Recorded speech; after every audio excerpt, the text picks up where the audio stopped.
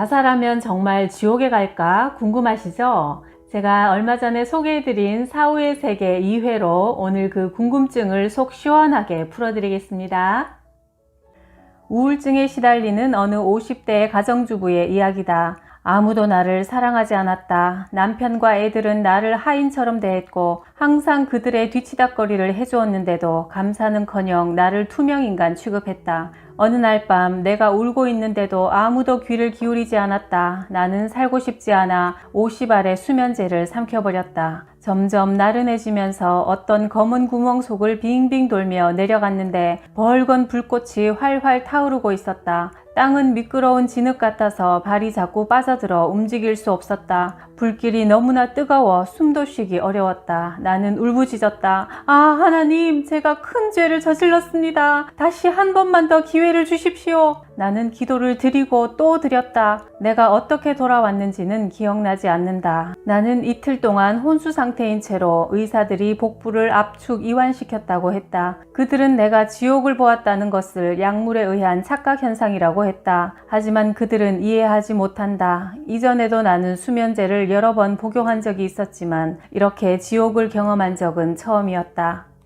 어떤 중년 여인은 20대 딸이 남자친구 때문에 자살하여 우울해졌다. 그래서 장례식이 끝나자마자 딸을 만나려는 희망에 마약 종류인 아미티를 과다 복용하여 자살을 기도했다. 하지만 딸을 만나는 대신 무시무시한 동굴 속에서 깨어났는데 지옥인 듯한 곳에 자신이 와 있음을 깨달았다. 악마 같은 2마리 괴물이 그녀에게 달려들었다. 인공호흡과 내장 세척 후 그녀는 회복했다. 그녀는 지옥을 경험한 뒤 새로운 인생의 목적을 깨닫고 지금은 자살자의 생존 가족을 돕는 단체를 세워 활동하고 있다.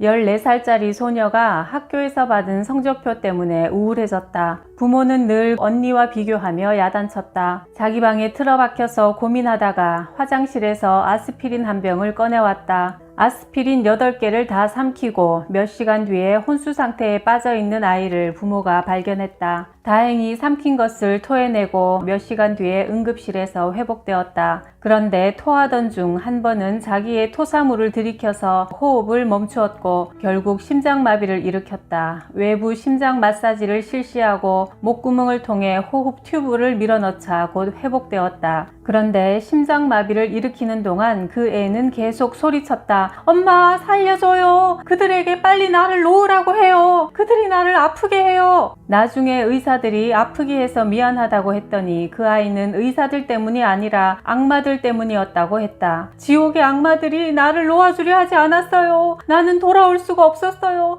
아주 끔찍했어요. 그 아이는 그런 경험을 하고 살아난 뒤 우울증이 사라졌고 후에 전도사가 되어 가는 곳마다 지옥에서 구원받은 기쁨을 전하고 다녔다.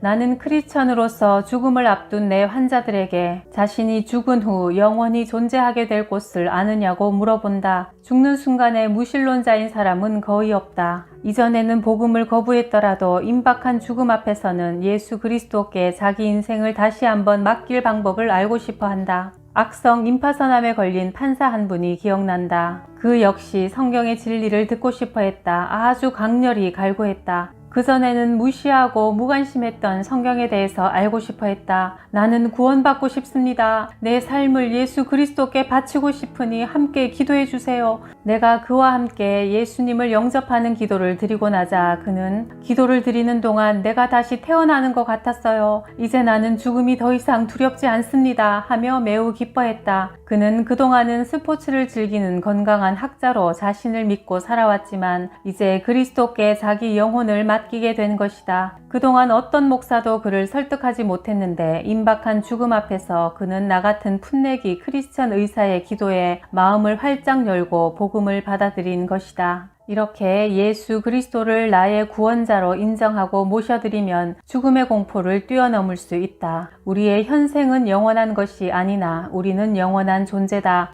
보드 씨는 죽음의 천사와 맞부딪힌 경험을 말하고 있다. 내가 불량배들의 공격을 받아 죽도록 얻어맞고 발길에 채인 것은 1967년 1월 금요일 밤이었다. 병원에 실려와 수술실에 누워서 수술을 기다리고 있는 동안 나는 어떤 존재를 느끼고 올 것이 왔구나 생각했다. 그 다음 모든 것이 깜깜해졌다. 내 눈앞에 나의 지나온 생애가 영화처럼 지나가는 것을 지켜보았다. 내가 까맣게 잊고 있던 내가 인생에서 취한 모든 생각, 말, 행동이 주마등처럼 눈앞을 스쳐 지나가며 선명하게 떠올랐다. 나는 내 곁에 와 있는 존재에게 내가 누군지 그리고 그가 누구인지 물어보았다. 의사 전달은 언어가 아닌 생각의 흐름으로 이루어졌다. 그는 죽음의 천사라고 대답하며 내가 지금까지는 인생을 제대로 살지 못했지만 두 번째 기회가 주어질 것이며 다시 이승으로 돌아가게 될 거라고 했다. 내가 1967년에는 죽지 않을 것이라고 약속했다. 그 다음에 기억나는 것은 내가 회복실에 누워있는 것이었다. 나는 다시 내 육체로 돌아온 것이다.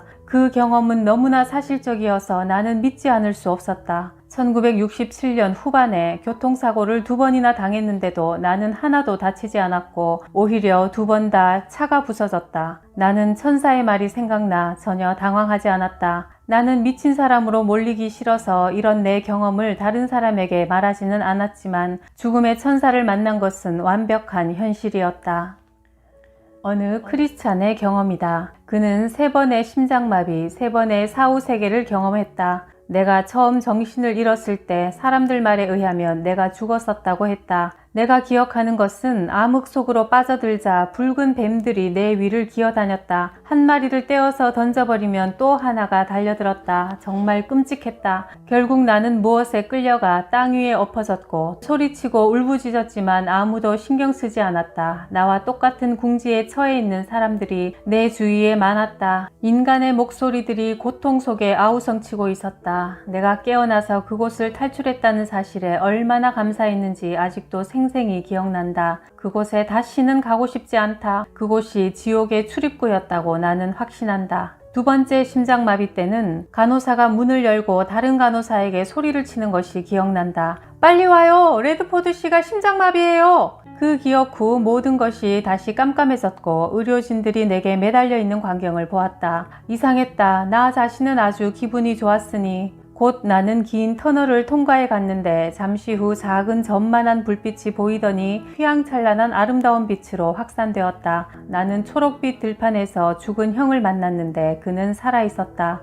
그는 나를 만나서 무척 기뻐했고 우리는 팔짱을 낀 채 들판을 거닐었다. 그리고 기억나는 것은 가슴에 쿵 하는 통증과 함께 눈을 뜨자 내 가슴을 압축하는 의사의 얼굴이 보였다. 나는 그곳에서 결코 돌아오고 싶지 않았는데 나는 다시 이승에 돌아왔다는 것이 너무나 슬펐다. 이 환자는 결국 자신의 소원을 성취했다. 그는 대장암으로 몇 달 뒤 4번째로 죽었다. 이제는 정말 죽음의 세계로 영영 가버린 그가 지금은 어디서 무엇을 하고 있는지 가끔 궁금해진다.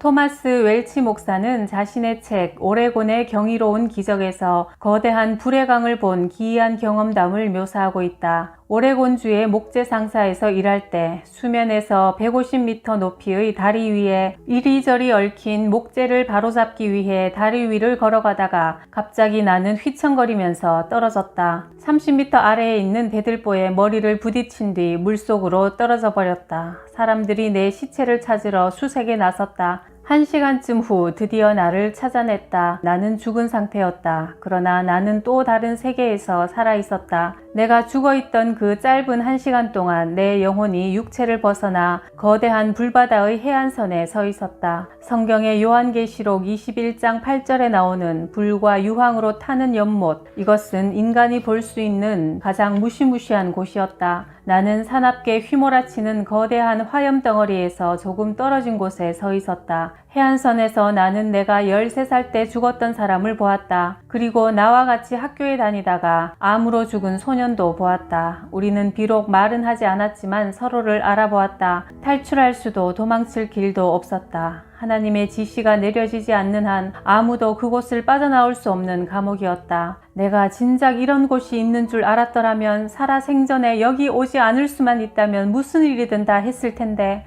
이런 생각에 잠겨 있을 때 우리에게 다가오는 한 사람을 보았다. 나는 그가 누구인지 금방 알아챘다. 그는 강하고 자비로운 얼굴에 만물의 주인이었다. 그분은 바로 예수님이었다. 나는 내 문제를 해결해 줄 사람은 바로 이 위대하고 경이로운 분임을 깨닫고 큰 희망에 사로잡혔다. 심판으로 묶여 고통당하는 영혼들이 있는 이 감옥에서 내 곁을 스쳐 지나는 이 분이야말로 내게 주어진 유일한 해결책이었던 것이다. 나는 다시 중얼거렸다. 저분이 나를 보실 수만 있다면 이곳에서 나를 구해 주실 텐데. 그분은 나를 지나가시면서 머리를 돌려 똑바로 쳐다보았다. 그것으로 충분했다. 몇 초 뒤 나는 다시 내 육체로 돌아오고 있었다. 마치 현관문을 열고 집에 들어오는 것처럼 나는 가족의 기도 소리를 들을 수 있었다. 그리고 몇 분 뒤에 눈을 뜨고 그들에게 이야기를 했다. 나는 불의 연못을 보았고 영원 속에 생존하시는 예수님을 만났다. 요한계시록 20장 10절에서 다음과 같이 말하고 있다. 미혹하는 마귀가 불과 유황못에 던지우니 바로 이것이 내가 보았던 연못이며 최후의 심판날 이 세상이 끝날 때 우주의 모든 타락한 것들이 던져져서 영원히 파멸하게 되리라는 한 가지 점은 확실하다. 기도하는 사람이 있다는 것은 정말 다행이다. 나는 브로크 부인이 나를 위해 올린 기도를 들었다. 아, 하나님, 톰을 데려가지 마십시오. 그는 구원받지 못했습니다. 이내 구급차가 도착해서 나는 포틀랜드의 병원으로 옮겨졌다. 중환자실에 있는 사흘 동안 나는 밤낮으로 성령님과 계속 대화하며 주님께 내가 남은 인생에서 어떤 일을 하기 바라시는지 물었다. 주님의 음성이 들려왔다. 네가 본 것을 모든 사람들에게 전하라.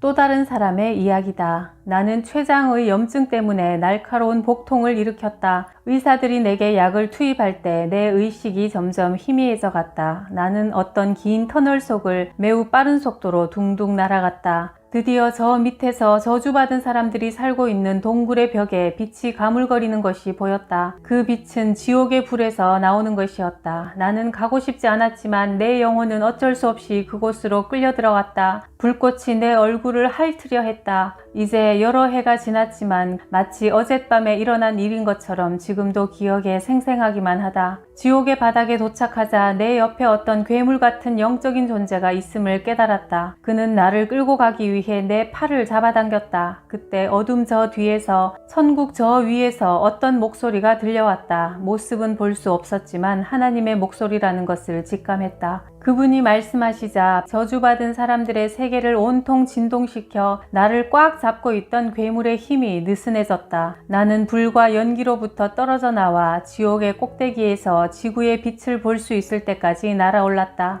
그 순간 나는 다시 내 육체가 누워있는 방으로 들어왔는데 나는 육체에서 이탈될 때와 마찬가지로 입을 통해 다시 내 몸속으로 들어왔다. 마치 바지 속으로 내 다리를 쑥 집어넣듯이. 사람들은 이 땅의 삶을 오직 자기 만족을 추구하는 데 허비하고 지옥이 없는 듯이 살아간다. 그러나 예수님은 지옥이 있다고 거듭거듭 말씀하셨고 나 역시 그곳을 경험한 후 단 한 가지만은 꼭 말해주고 싶다. 지옥만큼 무시무시한 곳은 없다는 사실을. 사후세계를 보았다는 사람들의 얘기를 종합해 볼 때 단지 죽음으로 삶이 끝나지 않는다. 두 종류의 사후세계가 있다. 지옥과 천국은 존재한다.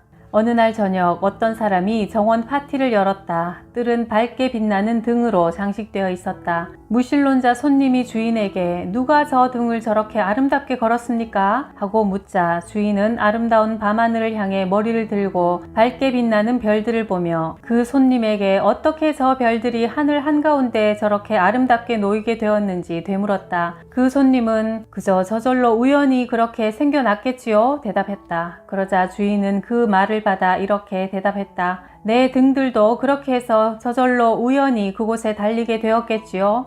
하나님을 인정하면 그의 뜻대로 살아야 하므로 사람들은 무신론이나 불가지론을 주장하는 것이다.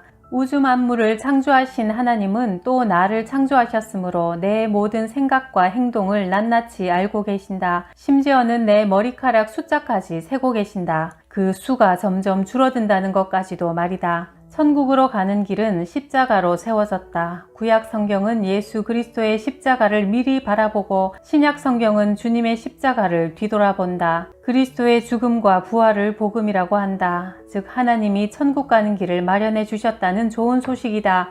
하나님의 아들인 예수님을 당신의 인생의 주인으로 영혼의 구원자로 인정한다면 그 귀한 보물을 소유하게 된다. 이것이 바로 기쁜 소식 복음이다. 이런 기도로 예수님을 모셔드리자. 주 예수님, 내 마음의 문을 열고 당신을 나의 구원자와 주인으로 받아들입니다. 당신이 내 죄를 위해 십자가에서 돌아가셨음을 믿습니다. 내 죄를 사해 주셔서 감사합니다. 내 삶을 인도하셔서 당신에게 기쁨이 되게 하옵소서. 내 남은 인생을 당신과 함께 하길 원합니다. 예수 그리스도 이름으로 기도합니다. 아멘. 성경에서 하나님은 결코 당신을 떠나지 않으시겠다고 약속하셨다. 그러므로 당신도 그분을 떠나지 않길 바란다. 기도로 언제나 하나님과 대화하고 당신 안에 이미 와 계시는 성령님의 인도를 따라 살기 바란다. 예수님을 따르는 자는 살든지 죽든지 잃어버릴 것이 없는 승리자다. 당신은 이제 죽어도 살고 천국에서 주님과 함께 영원히 살 것이다. 나는 부활이요 생명이니 나를 믿는 자는 죽어도 살고 살아서 나를 믿는 자는 영원히 죽지 아니하리라. 요한복음 11장 25절 26절 말씀.